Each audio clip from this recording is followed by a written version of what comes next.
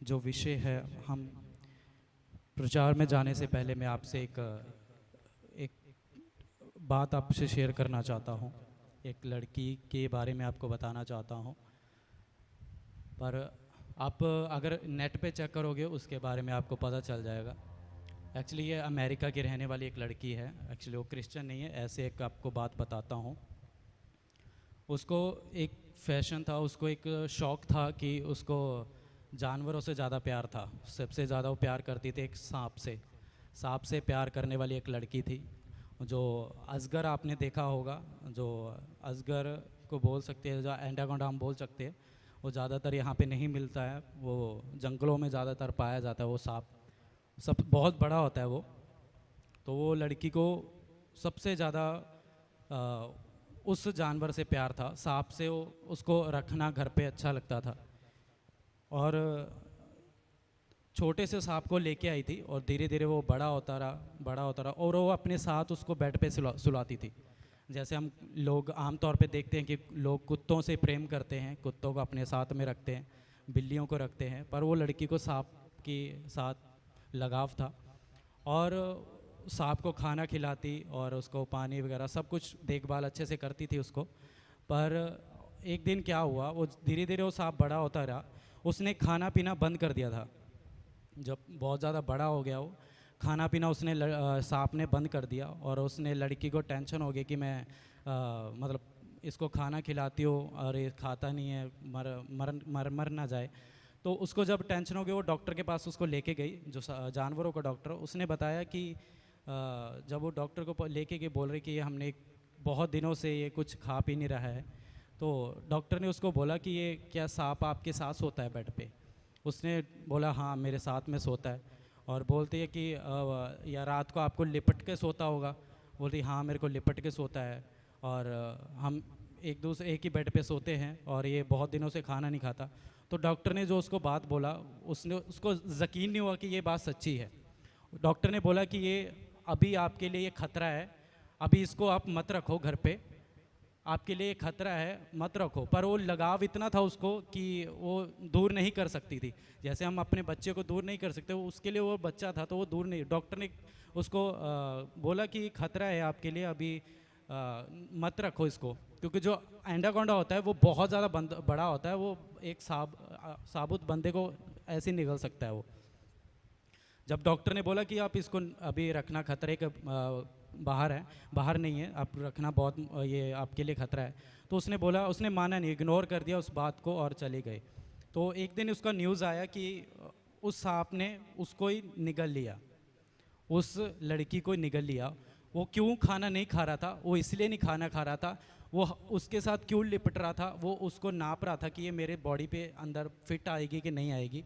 वो खाना इसलिए बंद कर दिया था उसने, और एक दिन वही सांप उसको निगल गया। हालेलुया। ये सच्ची घटना है। आप यूट्यूब पे आप सर्च करोगे, अमेरिका की एक लड़की है जिसको सांप से प्यार था। वो मतलब आपको कहानी पूरी डिटेल में आपको पता चल जाएगी।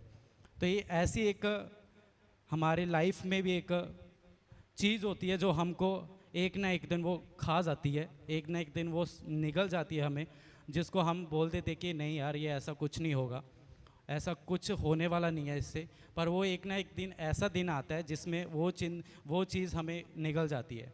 तो मैं अपने प्रचार में आना चाहूँगा। हमारे जीवनों में आज बहुत से एक ऐसे विषय है, बहुत सा एक ऐसा टॉपिक है कि जो हम देखते हैं बहुत से लोगों में। आज छोटे बच्चे से लेके बड़े बुजुर्गों तक एक चिंता का जो विषय है, हर एक के जीवन में एक चिंता है। आप बच्चे को पूछोगे उसको भी चिंता है, अभी केटलिन को पूछोगे उसको भी चिंता है। उसको किसकी चिंता है? सुबह स्कूल जाना है, होमवर्क पूरा हुआ है या नहीं हुआ, उसको इस बात की चिंता है। बड़े से पूछोगे उसको काम की चिंता है, पैसे की चिंता है। बुजुर्गों से पूछोगे उसको भी चिंता है। आज बच्चे से लेके बूढ़े तक हर एक को चिंता में डूबा हुआ है। हालेलुया। पर परमेश्वर का वचन इसके रिलेटेड, इसके बारे में क्या कहता है, हम उसको पढ़ेंगे। हम निकालेंगे फिलिपियों 4 अध्याय, उसकी 4 आयत को हम पढ़ेंगे। फिलिपियों 4 चैप्टर वर्स 4 हम पढ़ेंगे। इसलिए हर एक जन आज अपने आप को परमेश्वर के हाथों में देना बहुत ज़रूरी है। हर एक के जीवन में एक चिंता का बहुत बड़ा टॉपिक है, बहुत बड़ा विषय है। तो हम पढ़ेंगे प्रभु में सदा आनंद रहो। हम्म। मैं फिर कहता हूँ, हम्म। आनंदित रहो। हम्म। तुम्हारी कोमलता सब मनुष्यों पर प्रकट हो। हम्म। आगे। बात की चिंता करो। बात में तुम्हारे निवेदन, प्रार्थना और विनती के द्वारा धन्यवाद के साथ परमेश्वर के सम्मुख उपस्थिति के किया जाए। हालेलुया। परमेश्वर का वचन कहता है प्रभु में सदा आनंदित रहो। मैं फिर कहता हूँ आनंदित रहो। तुम्हारी कोमलता सब मनुष्यों पर प्रकट हो। प्रभु निकट है। किसी भी बात की चिंता मत करो, परंतु हर प्रकार हर एक बात में तुम्हारे निवेदन, प्रार्थना और विनती के द्वारा धन्यवाद के साथ परमेश्वर के सम्मुख उस पर उपस्थित किए जाएंगे। हालेलुया। परमेश्वर का वचन चिंता के विषय में, परमेश्वर का वचन जो परमेश्वर का जो बातें हैं वो क्या कहता है कि परमेश्वर कहता है आज कल जो हर एक जन चिंता करता है, परमेश्वर ने उनको बोला है कि तू चिंता मत कर। तेरी चिंता करने के लिए मैं बैठा हूँ। तेरी चिंता करने के लिए मैं बैठा हूँ। तेरे खाने पीने के लिए चिंता करने के लिए मैं बैठा हूँ। तेरे रहने सहने के लिए चिंता करने के लिए मैं बैठा हूँ। तेरे हर एक चीज़ के लिए मैं बैठा हूँ। तो फिर तू क्यों चिंता करता है? परमेश्वर का वचन कहता है अपना सारा बोझ, अपनी सारी चिंता मेरे पे डाल, क्योंकि मैं तेरा ध्यान करता हूँ। मुझे तेरी फिक्र है, तेरा चिंता है। हालेलुया। पर आज हम सब लोगों के बीच में हर एक के लाइफ में एक टॉपिक है, ये एक बड़ा प्रॉब्लम बन चुका है। आज हम ना भी चाहें तो भी हमारे बीच में वो चिंता का विषय आ जाता है। आज बच्चे से लेके बड़े तक हर एक के जीवन में वो चिंता का विषय है। हालेलुया। अगर हम बच्चों से पूछेंगे उनकी लाइफ में भी चिंता है, हम बड़े से पूछेंगे वो भी चिंता करता है। पर परमेश्वर कहता है तू अपनी सारी चिंता, अपना सारा बोझ मेरे पे डाल, क्योंकि मैं तेरा ध्यान करता हूँ, मैं तेरी फिक्र करता हूँ, मैं तेरे बारे में सोचता हूँ, मैं तेरे खाने पीने का चिंता करता हूँ, तेरे रहने सहने का मैं चिंता करता हूँ। पर तुम फिर भी उस विषय के लिए चिंता करते हो। हालेलुया। अगर आप एक साइकियाट्रिस्ट डॉक्टर के बारे में डॉक्टर से पूछोगे कि चिंता के विषय में आपको कौन कौन सी बीमारियां हो सकती है, कौन कौन सी प्रॉब्लम्स आपको हो सकती है, तो आपको डिटेल में आपको बता देंगे कि आप चिंता करने से किसी भी प्रॉब्लम का हल नहीं मिलता है। हालेलुया। चिंता हम कर लेते हैं, चिंता हमारे जीवन में आ जाती है। हम चिंता करते हैं कि हमारे बच्चे कैसे खाएंगे, हम चिंता करते हैं कि हम कैसे रहेंगे, हम चिंता करते हैं कि हमारा लोन कैसे उतरेगा, हम चिंता करते हैं कि हमारा घर कैसे हो बनेगा, हम चिंता करते हैं कि हम आज कल क्या खाएंगे, हम चिंता करते हैं कि हम कैसे जिएंगे। हालेलुया। पर परमेश्वर कहता तू चिंता मत कर, तेरी चिंता करने के लिए मैं बैठा हूँ। हालेलुया। अगर एक बच्चे से पूछो कि तुझे खाने की चिंता है, तुझे कल क्या खाना है तुझे चिंता है, तुझे कल क्या पहनना है तुझे चिंता है, वो बोलेगा मुझे चिंता करने की ज़रूरत नहीं है, क्योंकि मेरा बाप अभी जीवित है। हालेलुया। हालेलुया। ये यीशु मसीह आप सबको बोलता है, ये यीशु मसीह हमको बोलता है तुम्हें चिंता करने की ज़रूरत नहीं है, क्योंकि तुम्हारा जीवित परमेश्वर, तुम्हारा बाप अभी जीवित है, इसलिए तुम्हें चिंता करने की ज़रूरत नहीं है। हालेलुया। परमेश्वर का वचन में लिखा है, कहता आकाश के पंछियों को देख, वे ना बोते हैं ना काटते हैं ना खत्तों में बिटोरते हैं, फिर भी तुम्हारा स्वर्गीय पिता उनको खिलाता है। कहता तुम तो उससे अधिक मूल्य हो, तो उनसे अधिक मूल्य रखते हो। अगर मेरा पिता, मेरा स्वर्गीय बाप आकाश के पंछियों को खिला सकता है, उनकी चिंताओं को दूर कर सकता है, उसके पेट को भर सकता है, तुम तो उनसे भी बढ़कर हो। हालेलुया। हालेलुया। परमेश्वर कहता है चिंता मत कर। आज अगर आप चिंता करते हो, आज अगर आप उस चिंता के बोझ के नीचे दबे हुए हो, हालेलुया, हम एक वचन और पढ़ेंगे। मत्ती उसका 11 अध्याय उसका 28, 29, 30। हम इस वाक्य को भी पढ़ेंगे। मत्ती 11 अध्याय उसका 28, 29, 30। हे सब परिश्रम करने वालों हम्म। और बोझ से दबे हुए लोगों, हाँ। मेरे पास आओ, मैं तुम्हें विश्राम दूंगा। हाँ। मेरा जुआ अपने ऊपर उठा लो हम्म। और मुझसे सीखो, क्योंकि मैं नम्र और मन में दीन हूँ, हम्म। और तुम अपने मन में विश्राम पाओगे, हाँ। क्योंकि मेरा जुआ सहज और मेरा बोझ हल्का है। हालेलुया। हालेलुया। परमेश्वर का वचन कहता है, हे सब परिश्रम करने वालों और बोझ से दबे हुए लोगों मेरे पास आओ तो मैं तुम्हें क्या करूंगा, विश्राम दूंगा। आज हम बोलते हैं कि हमने यीशु मसीह को जान लिया है, हम बोझ के नीचे नहीं हैं। हमने यीशु मसीह को जान लिया, हम बोझ के नीचे नहीं दबे हुए हैं। पर परमेश्वर कहता है तुम अभी भी बोझ के नीचे दबे हुए हो। वो कौन सा बोझ है? वो है चिंता का बोझ। हम बोलते हैं कि हम नहीं, मैं यीशु मसीह से प्रार्थना करता हूँ, मैं डेली प्रार्थना करता हूँ, मैं डेली उपवास रखता हूँ, मैं डेली संगति में जाता हूँ, मैं डेली चर्च जाता हूँ, पर मैं बोझ से नहीं दबा हूँ। पर परमेश्वर का वचन कहता तुम्हारे जीवन में वो चिंता का बोझ जो अभी तक है उससे तुम बाहर निकलो। हालेलुया। आज हर एक के जीवन में बहुत सारी चिंताएं हैं, बहुत सारी।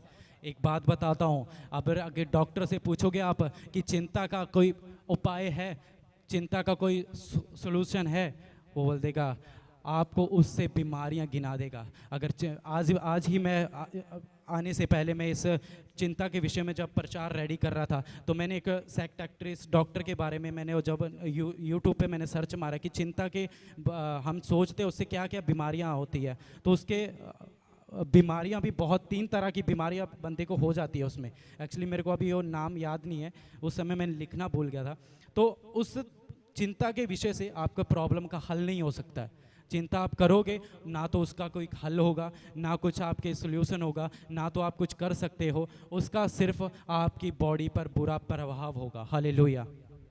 डॉक्टर कहते हैं जब चिंता करोगे उससे से ज़्यादा आपकी बीमारियां हो जाती है, ज़्यादा से ज़्यादा आपके दिमाग की बीमारी हो जाती है। ज़्यादा आप चिंता करोगे तो आपके दिमाग पे बोझ पड़ता है, आपके दिमाग पे प्रेशर आता है, तो आप ज़्यादा मरने के करीब चले जाते हो। हालेलुया। क्योंकि जब बंदे के दिमाग के ऊपर प्रेशर आ जाता है तो अब सबसे बहुमूल्य हमारा अंग कौन सा है? वो दिमाग है। अगर कोई प्रॉब्लम दिमाग में आ जाती है तो डॉक्टर भी उसको सॉल्व नहीं कर पाते। सोचो, तो परमेश्वर कहता है, इसलिए कहता है तुम अपनी सारी चिंता को परमेश्वर के ऊपर डालना है।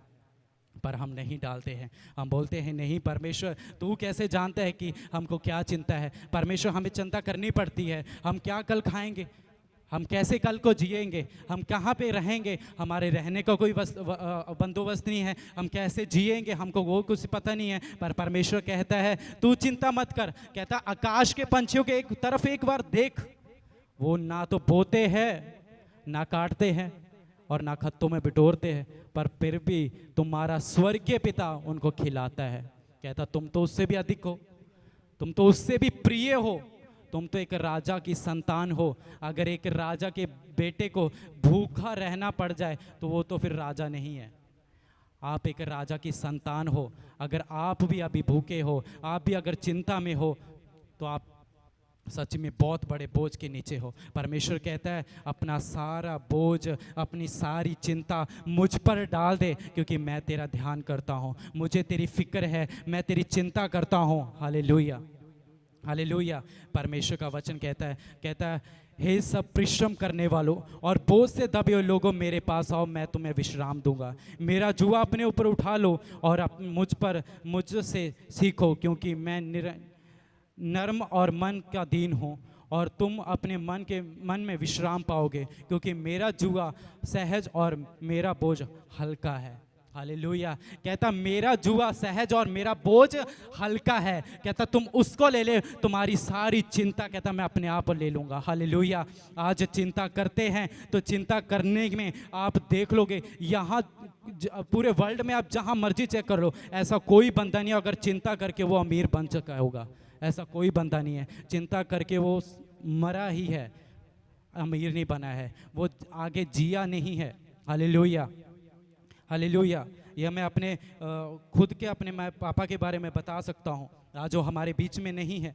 वो बहुत सारी चिंता करते थे। चिंता करने के साथ उनका बीपी बढ़ जाता था, ब्लड प्रेशर हो जाता था, हाई हो जाता था, हार्ट का प्रॉब्लम हो गया चिंता की वजह से, दिमाग का नस ब्लॉक हो गया। किसकी वजह से? चिंता की वजह से। एक साइड का दिमाग डेड हो गया, किसकी वजह से? सिर्फ चिंता की वजह से। हालेलुया। परमेश्वर कहता है मैं उन बीमारियों से, उन परेशानियों से तुम्हें बचाना चाहता हूँ, इसलिए अपनी सारा बोझ मेरे पे डाल दे, अगर तू उन बीमारियों से बचना चाहता है। हालेलुया। चिंता करने से कुछ नहीं होता है, चिंता करोगे, अभी मैं चिंता करता रहूं कि मुझे ये पानी का गिलास पीना है, मुझे प्यास लगी है, अभी मैं कैसे पीऊं, चिंता करनी है। हालेलुया। क्या ये चिंता करूंगा तो क्या खुद ब खुद मेरे पास आ जाएगा ये पानी? नहीं आएगा। हालेलुया। क्योंकि चिंता करने का कोई हल नहीं है। चिंता करने से आपकी बॉडी को प्रॉब्लम्स होती है, आपकी बॉडी के अंदर बीमारियां आती है। हालेलुया। और बहुत से लोग, आप नेट पे सर्च मारोगे कि चिंता से दिमाग के प्रॉब्लम से कितने लोग मरे हैं। सबसे ज़्यादा प्रॉब्लम क्यों होती है दिमाग में? हमारे दिमाग में इसलिए प्रॉब्लम होती है कि हर एक जन चिंता में बैठा हुआ है, हर एक जन परेशानी में बैठा हुआ है। हालेलुया। इसलिए परमेश्वर कहता है अपना सारा बोझ, अपनी सारी चिंता मुझ पर डाल दे, क्योंकि मैं तेरा ध्यान करता हूँ। हालेलुया। एक बार फिर हम उस वचन को पढ़ेंगे और फिर मैं अपना वचन समाप्त करना चाहूँगा। प्रभु का वचन कहता है, प्रभु में सदैव आनंदित रहो। मैं फिर कहता हूँ आनंदित रहो, तुम्हारी कोमलता सब मनुष्यों पर प्रकट हो। प्रभु निकट है, किसी भी बात की चिंता मत कर, पर हर एक बात में तुम्हारी निवेदन, प्रार्थना और विनती धन्यवाद के साथ परमेश्वर के सम्मुख उपस्थित हो किए जाएं। हालेलुया। कहता तू चिंता नहीं करनी है, तुझे करना क्या है? परमेश्वर कहता है तुझे चिंता नहीं करनी, तुझे क्या करना है? कहता तुझे प्रार्थना करनी है। कहता तू, अगर तेरे को चिंता हो रही है, तू किसी विषय को, अगर तेरे को लग रहा है कि मेरे को कल को खाना कैसे मिलेगा, मेरे पास पैसे नहीं है, तो उस विषय को तो लेके चिंता नहीं करनी है, उस विषय को लेके तुझे प्रार्थना करनी है अपने बाप के आगे कि परमेश्वर मुझे कल क्या खाना है ये मुझे नहीं पता है, मुझे पता है तू मुझे खिलाने वाला परमेश्वर है। आपको क्या लगता है कि आज आप यहाँ पे मौजूद हो, आप यहाँ पे बैठे हो, क्या अपनी मर्जी से बैठे हो? क्या अपनी उस पैसे की कमाई से बैठे हो? नहीं। अगर परमेश्वर दयालु है, वो आपकी चिंता करता है, इसीलिए आप अभी यहाँ पे जीवित बैठे हो। हालेलुया। हालेलुया। इसलिए परमेश्वर का वचन कहता है किसी भी बात की चिंता मत कर, अपना सारा बोझ मुझ पे डाल, क्योंकि मैं तेरा ध्यान करता हूँ। हालेलुया। इस वचन के साथ परमेश्वर आप सबको आशीष करे। सबको जय मसीह की। आगे के